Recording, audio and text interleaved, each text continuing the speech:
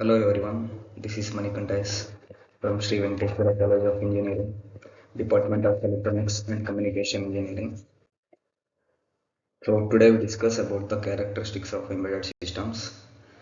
So the characteristics of embedded systems as shown below. So the first character of embedded systems is application and domain specific. Here, each embedded system has certain functions to perform and they are developed in each manner to intend functions only. They cannot be used for any other purpose. For example, if we take microwave oven, it cannot be replaced by an air conditioner. Okay, and also embedded system control unit developed for a particular domain, say telecom, cannot be replaced with another control unit designed to save another like consumer electronics and etc. The second character of an embedded system is reactive and real time. Embedded systems are in constant interaction with real world through sensor and user defined input devices which are connected to the input port of the system. Okay. Any changes happening in the real world as captured by the sensors or input devices in real time, and the control algorithm running inside the unit reacts in a designed manner to bring the control output variables to the desired level. Okay, the embedded systems produce in output response to the changes in the input, so they are generally referred as an reactive systems. Okay, so the real-time system operation means the timing behavior of the system, which should be deterministic. Okay, the system should be responded to the requester or tasks in a known amount of time. The real-time system should not miss any deadline lock of tasks or operations. It is not necessarily that all embedded systems should be real-time in operations. Okay, embedded applications are systems which are mission critical, like flight control systems, anti-lock, anti-brake systems, which we see in motorcycles, cars, etc. in the real-time systems.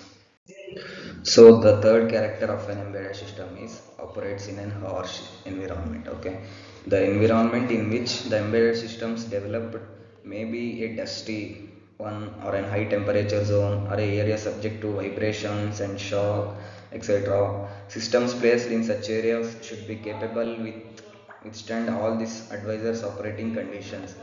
The design should be take care of operating conditions of the area where the system is going to be implemented.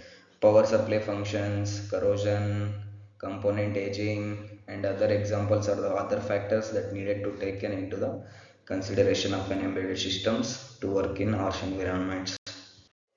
So as we discuss about the next character of an embedded system is distributed. The term distributed means that the embedded system may be a part of longer systems. Many number of such distributed embedded systems from a single large embedded control unit. Okay, for example, an automatic vending machines. It contains a card reader and a vending unit. Each of them are independent embedded units, but they work together to perform overall vending functions.